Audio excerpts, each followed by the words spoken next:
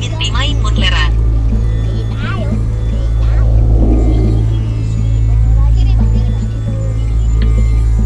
Assalamualaikum warahmatullahi wabarakatuh.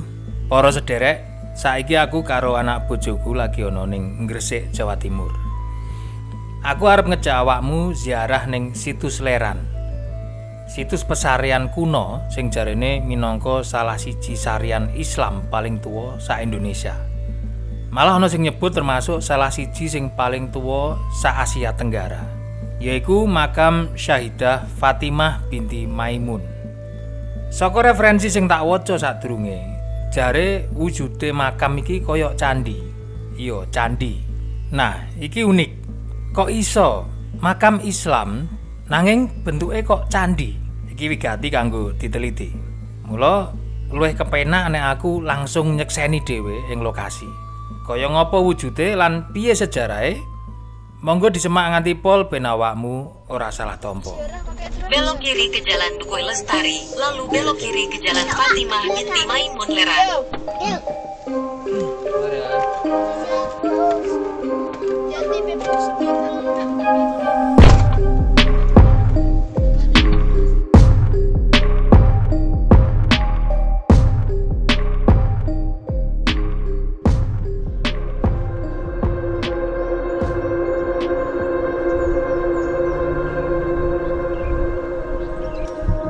Kompleks makam iki ancen amba lur. Deloken wae pager wates kuwi. Mengulone dawa tenan. Iki kompleks cagar budaya. Ing gapura iki ana tulisan sing jelasno kanthi singkat babagan situs makam iki. Nerangno yen taun sedane Nyai Siti Fatimah binti Maimun kuwi yaiku ing taun 1082 Masehi. Sumbere saka prasasti ing watu maesan makam sing diteliti dening Mokuete ing taun 1920. Watu maesane dhewe saiki disimpen ing Museum Trowulan Mojokerto.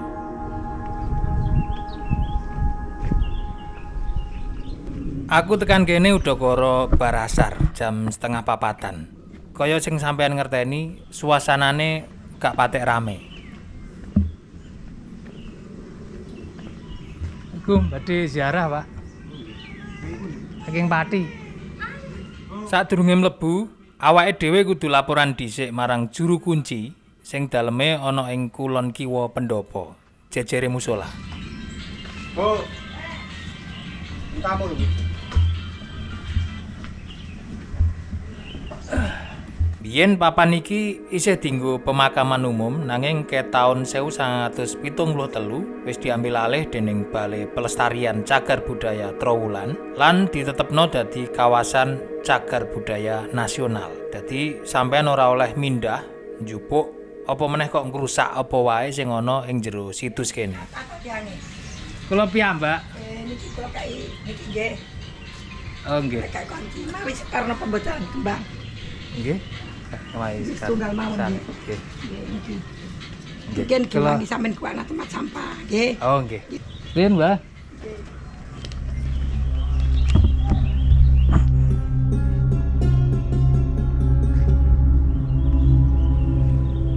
Ing taun 1803 nalika isih jaman Londo, ing Desa Leran ing papan iki ditemokake sawijining makam mirip candi sing ora kerumat. Awitane makam iki dipercaya minangka makame Dewi Suwari, putri Raja Cermin sing seda ing Gresik ing taun 1313 taun Jawa utawa taun 1319 Masehi. Miturut cerita tutur, sing ngonangi kaping pisanan anane makam iki asmane Mbah Legi, sing dadi juru kunci kaping pisanan. Kanthi turun-temurun banjur juru kunci diwarisno nganti generasi kaping 8. Yaiku Bu Hajah Ainur Rofiah sing nembe mene aku kunci kuwi mau.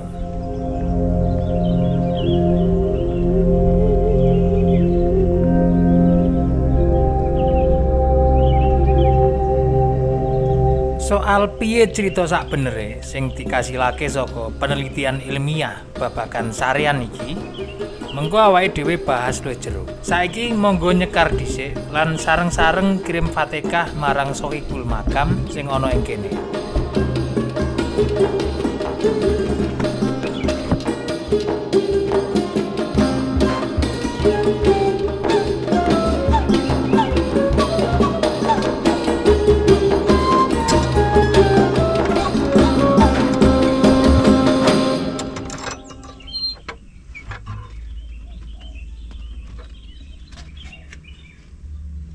Kaping pisanan aku arep nyekar dhisik karo ngenalno marang awakmu asma-asma sing ana ing sarian ing jero cungkup makam iki. Nembe sakwise kuwi awake dhewe kirim Fatihah. Sing ana tralise iki sareane Nyai Fatimah binti Maimun.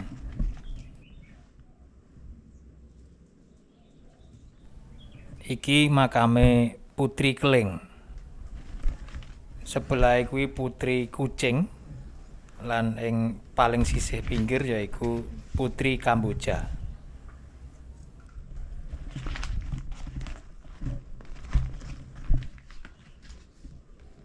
Saliyane kuwi isih ana siji makam maneh sing ana ning sisih tengen makam Fatimah binti Maimun yaiku makam Putri Seruni. Dadi totale ana 5 makam ning kene.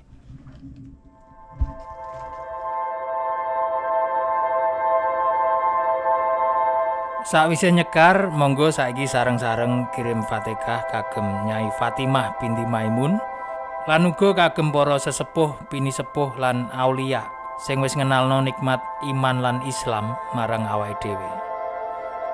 Al-Fatihah. A'udzu billahi minasyaitonir rajim. Bismillahirrahmanirrahim. Alhamdulillahirabbil alamin. Arrahmanir rahim. Maliki yaumiddin. Iyyaka na'budu wa iyyaka nasta'in. Ihdinas siratal mustaqim. Siratal ladzina an'amta 'alaihim ghairil maghdubi 'alaihim waladdallin. Amin.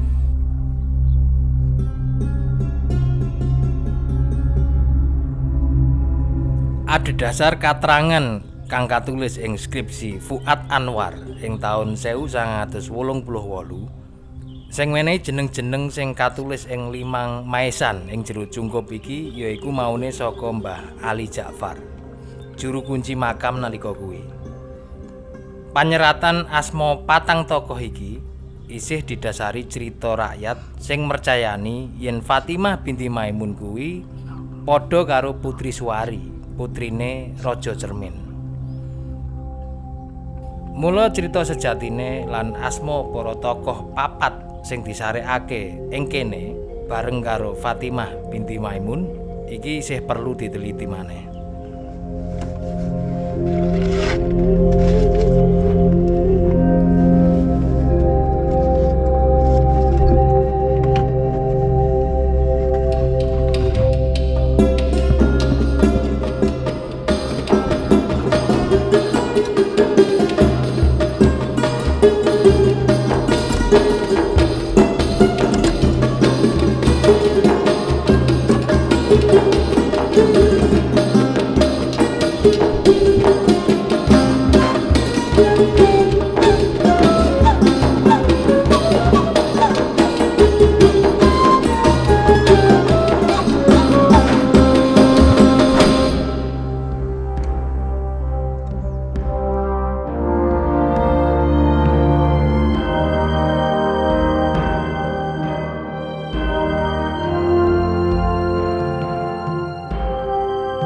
Kaya sing tak aturake ing wiwitan mau, ancen cungkup makam iki mirip kaya candhi. Ing bedane polosan, mung ana hiasan plipit tok, ora ana ukir-ukirane kaya candhi-candhi Hindu, Buddha utawa Tantrayana.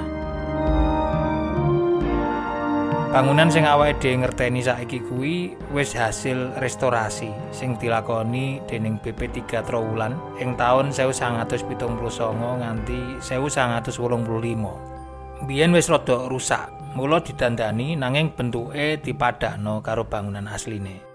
Miturut cerita tutur, sing tak runut ana gandeng rentenge karo babat Gresik, dipercaya yen sing bangun cungkup makam sing mirip candhi kuwi yaiku Raja Brawijaya saka Majapahit. Kenapa Prabu Brawijaya mbangun candhi ing kene? Yaiku merga Prabu Brawijaya kuwi duwe sesambungan karo Dewi Suwari. Dadi Dewi Suwari kuwi minangka calon garwane Prabu Brawijaya, nanging tilar donya dhisik ing leran merga sawijining wabah. Kanggo menehi pakurmatan, Prabu Brawijaya banjur mbangun candhi ing kompleks makam iki. Saengga candhi sing ngadeg ing kene iki rupane unik, ana akulturasi corak Hindu, Buddha lan Islam.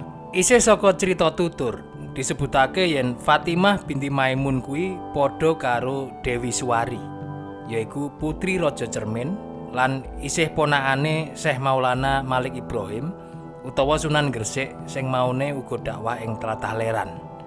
Lan Syekh Maulana Malik Ibrahim disarekake ing tlatah Gapura Gresik.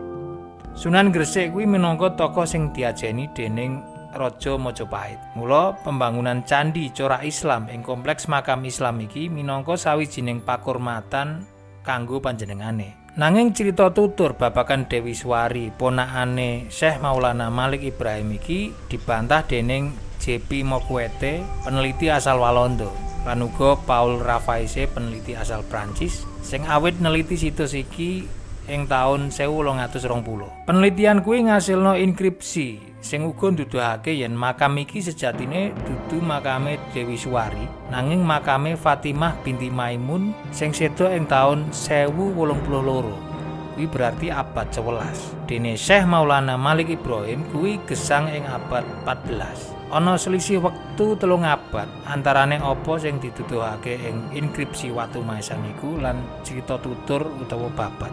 Saka penelitian iki mulai iso dingerteni yen Fatimah binti Maimun lan Dewi Suwari kuwi priyayi sing beda. Isi inskripsi kasebut diterjemahno ing basa Indonesia dening Pak Muhammad Yamin sing isine kaya ngene.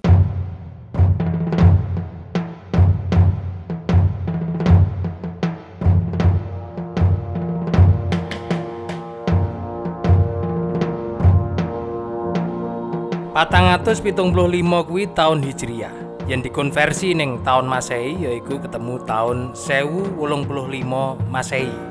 Pinemu soal angka 475 iki diaturake dening Paul Ravaise sing nerusno penelitiane J.P. Mokwete sing sadurunge duwe pinemu angka 495 utawa 1101 Masehi.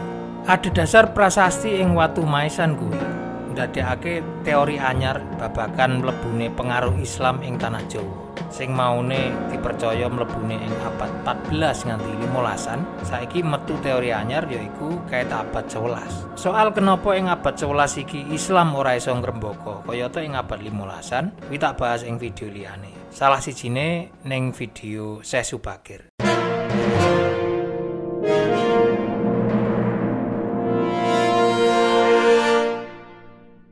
Nanging soal mlebune Islam ing tanah Jawa ing abad 11 iki ora kabeh ahli sarujuk. Miturut Kalus lan Guilot sing nganakake penelitian ing taun 1999 nganti taun 2000 ngarani yen watu maesan kuwi mung watu sing dienggo jangkar kapal udakara abad 13 nganti 14. Alasane mergo ing abad 13 nganti 14 kuwi Leran ancen isih dadi pelabuhan sing rame lan ing kono durung ana bengkel tatah, bengkel ukir watu. Dadi watu kuwi miturut dekne asale ora saka Jawa, nanging saka Iran. Kalus lan Guilot ora sarujuk karo teori mlebune Islam ing abad 11. Lan sekaligus ora sarujuk yen tlatah iki minangka makame Fatimah binti Maimun. Kanggo nglengkapi wawasane awake dhewe ing babagan iki, awake dhewe iso nganggo tambahan bukti sumber liya yaiku prasasti Leran sing saiki disimpen ing Museum Nasional Jakarta. Prasasti iki iso dadi sumber liya kanggo medhar babagan iki. Prasasti sing digawe ing abad 13 kuwi isine ngene.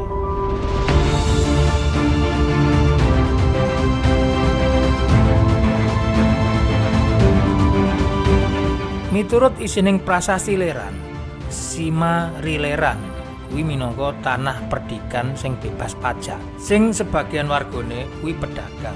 Wates ing sisih wetan yaiku Gapura Wetan, ing sisih lor wewatesan karo Ora-ora Suket sing diarani duweke Si Dukut, ing sisih lor uga wewatesan karo tambahe Si Bantawan. Lurus ngalor wewatesan karo Watu Suci Tetenger Sima ing pungkasaning Batuan. Ing papan suci sing jenenge Batuan manggon roh suci Rahang Yakute. Miturut isi prasasti Leran kuwi sing diwedhar dening Kyai Agus Sunyoto ing buku Atlas Wali Songo, tlatah ing saubenge pesarean Leran utawa pesareane Fatimah binti Maimun iki minangka tlatah perdikan utawa sima sing bebas pajak ing jaman Singosari nganti Majapahit. Nanging ora jelas apa sing diarani susuk ribatuan utawa panggonan suci ing batuan sing dadi panggonane roh suci Rahyang Takutik iki. Amarga ing dusun Leran ora ana tilas reruntuhan candhi. Siji-sijine sing mirip candhi ya mung Sarean Fatimah binti Maimun iki. Mula saka iku bisa banget diarani yen susuk ribatuan kuwi ora liya yaiku cungkup makam Fatimah binti Maimun sing identitas Islame ora patek dingerteni warga ing abad 13. Penduduk Leran lan saubenge ing abad kaping 13 akeh sing anut agama Siwa Buddha utawa Tantrayana. Wong-wong kuwi banjur nganggep kuburan Fatimah binti Maimun minangka susuk utawa panggonan suci ing batuan lan almarhumah Fatimah binti Maimun dianggep roh suci Rahyang Takutik. Ing ngendi tembung kuti ing basa Sanskerta iso ateges biara Buddha lan iso uga ateges gubuk. Ing naskah Buddhis sing judule Kunjarakarna, kutik kuwi gegandhengan karo ukara Dharma Kutika Kamulan Katiagan, yaiku kuburan panggonan suci kanggo roh utawa arwah sing pisanan ngadegake pertapaan. Tegese ing Leran tau urip kelompok wong ing pertapan lan nganggep makam Fatimah binti Maimun kuwi minangka papan kang suci. Dideleng saka aspek toponim, jeneng-jeneng dusun ing sakiwa tengene pesarean Fatimah binti Maimun nuduhake kekhususan wilayah kasebut ing jaman biyen. Contone Desa Wangen kuwi tegese tapel wates. Pesucinan kuwi panggonan suci. Peganden kuwi tegese panggonan wong ningrat lan kuti kuwi biara Buddha. Kimo kabeh nuduhake wilayah sekitar komplek makam minangka wilayah khusus kanthi status sima sing bebas pajek lan uga dikramatna dening masyarakat. Ing saubenge makam Fatimah binti Maimun uga sumebar kuburan liya sing ora ana angka taune. Nanging miturut studi arkeologi saka ukirane iki duweni pola ukiran saka abad kaping 16. Kuburan-kuburan iki dununge ana ing sisih ngarep. Jinis maesan iki mirip kaya sing ditemokake ing Cempo sing isine tulisan rupa donga-donga marang Gusti Allah. Peneliti Eski Fatima ing penelitiane sing judule Islam Comes to Malaysia medhar yen jinis tulisan kufi ing watu nisan ing makam Fatimah binti Maimun lan makam liyane ing sakiwa tengene makam ana kemungkinan digawe saka para muslim Persia. Lan asil dudukan arkeologi ing dusun Leran ing sakupenge komplek makam Fatimah binti Maimun uga ditemokake barang-barang awujud mangkok-mangkok keramik wiwit abad kaping 10 lan 11 Masehi. Saka kene iso dingerteni yen ing sakiwa tengene papan kuwi nate dinggoni masyarakat pedagang sing duwe hubungan karo Cina, India lan Timur Tengah. Miturut laporan penelitian arkeologi ing situs Cagar Budaya Kabupaten Manyar, Leran ing jaman biyen kuwi minangka pemukiman kutha perdagangan. Saka antarane pemimpin sing ana ing wektu kuwi yaiku Fatimah binti Maimun. Tembung Asyahida sing kasrat ing prasasti kuwi, prasasti ing ana ing maesan kuwi iso dimaknai Syahida kuwi artine wanita korban syahid. Iki kayata sing ditafsirake Pak Muhammad Yamin. Lan uga iso dimaknai pemimpin wanita. Miturut Pak Agus Sunyoto, bukti barang-barang arkeologi lan prasasti ing nisan makam Fatimah binti Maimun iki iso digandhengake karo migrasi suku Lor saka provinsi Lorestan Persia, saiki Iran. Sing ing abad kaping 10 Masehi migrasi menyang Jawa lan ngedekake pemukiman jenenge Loram ing Kudus lan Leran ing Gresik. Iki tegese Fatimah binti Maimun sing seda ing dina Jumat wulan Rajab taun 475 Hijriah utawa 1082 Masehi kuwi dudu wanita manca nanging wanita kelahiran lokal saka keturunan pemukim awal suku Lor sing manggon ing Loram lan Leran ing Gresik wiwit abad 10 Masehi. Dadi Siti Fatimah binti Maimun kuwi keturunan Persia, imigran periode awal. Sing unik liyane ing kene yaiku anane makam panjang utawa makam sing dawane ra umum, yaiku nganti 9 meteran. Makam-makam dawa iki ora nduduhake yen jasad sing dikubur ing kono kuwi dawa utawa pas uripe dhuwur kaya raksasa. Nanging iki minangka sanepan yen proses penyebaran Islam ing jaman kuwi mbutuhake proses sing dawa lan ditempuh saka jarak sing uga adoh. Dadi kuburan sing digawe dawa kuwi digunakake minangka tandha apresiasi, tandha pakurmatan marang wong sing disarekake ing kono ing atase jasane syiar agama Islam ing tanah Jawa. Miturut Pak Agus Sunyoto, salah siji saka makam kuwi ora kuburan wong nanging kuburan gaman utawa tumbak. Lan saka kabeh kuburan ing kompleks makam Panjang iki diperkiraakno udakara saka abad 14. Dadi makam-makam ing kene iki asale ora mung saka sak periode wektu tok, ora saka abad 11 tok, nanging uga lanjut diterusake dadi makam muslim nganti abad 14 lan nganti 16. Malah nganti taun 1973 isih digunakake dadi pemakaman muslim umum sadurunge BPJB Trowulan netepake papan iki dadi kawasan cagar budaya. Sakwise kuwi wis ora oleh maneh kanggo kuburan umum. Saiki saka gandeng rentenge kuwi kabeh antarane Maisan Siti Fatimah binti Maimun sing disimpen ing Museum Trowulan, cungkup sing mirip candi, prasasti Leran, makam Panjang abad 14 lan makam kuno saka abad 16 iki, apa gandeng rentenge? Gandeng rentenge yaiku kaitane karo pakurmatan. Lan iki uga ana gandeng rentenge karo kiprahe Syekh Maulana Malik Ibrahim. Thomas Raffles ing bukune The History of Java nyatet yen Syekh Maulana Malik Ibrahim kuwi sawijining pandhita masyhur saka Arab keturunan Zainal Abidin lan dulur misane Raja Cermin. Lan uga wis netep bareng Mahomedan, sebutan Raffles kanggo wong Islam, netepe ana ing Leran. Mula makam-makam sing ana ing kene sakliyane makam Fatimah binti Maimun, yaiku makam ket abad 14 nganti abad 16 kuwi, ana kaitane karo komunitas muslim sing dibangun dening Syekh Maulana Malik Ibrahim. Syekh Maulana Malik Ibrahim lahir ing seprapat pungkasan abad 14. Lan mesti wae panjenengane lan para pendereke ngajeni makam Fatimah binti Maimun sing dianggep luwih sepuh. Saengga kait abad 14 nganti 16, para wong muslim ing kono bangga yen iso disarekake ing papan iku. Semono uga babagan cungkup makam. Iso wae pancen makam iki banjur dibangun maneh dening Raja Majapahit ing abad 14.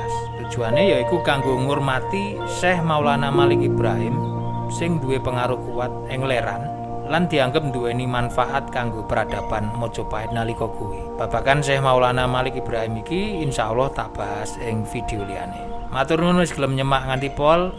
Wassalamualaikum warahmatullahi wabarakatuh.